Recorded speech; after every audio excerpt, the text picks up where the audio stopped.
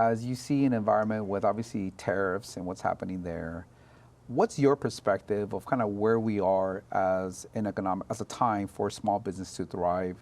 And maybe speak to maybe some of the things that are currently happening, including things like tariffs, and potentially even some of the Doge cuts that have occurred, and what that does for the actual economic viability of small business in general, and some of the things that you're sort of looking at. Yeah, well, I do think that some of the biggest challenges in the current environment for small businesses is the uncertainty related to trade policy and tariffs. I mean, obviously, it's a tool, a policy tool that can be deployed to be able to advance U.S. interests, of course.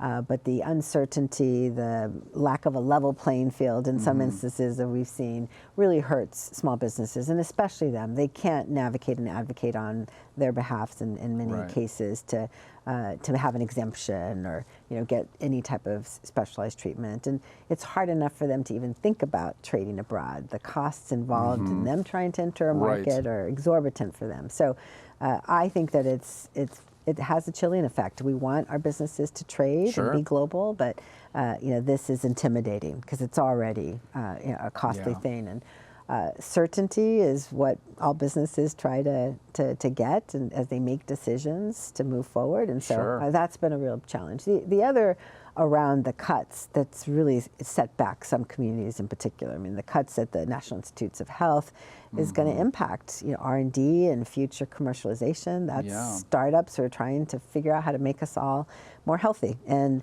I do think that has a negative chilling effect on startups, on innovation, where small businesses really thrive. Yeah, it's tough to navigate, right, when you're not sure what your cost is for your inventory is going to be at any given moment.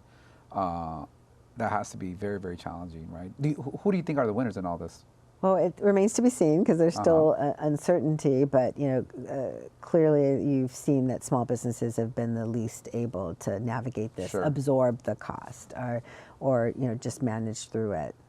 And I do think it's been difficult to determine as well because there's been so much fluctuations, just constant changes in what the plan is, and so I think it remains to be seen. We'll understand, but you can see it globally. I mentioned before that I'm chairing this global risk index. There's leaders across the world, some from Latin America, Europe, Asia, and truly you recognize that there's just a change in dynamics in how they want to approach doing business with the U.S. It makes it more difficult. Right.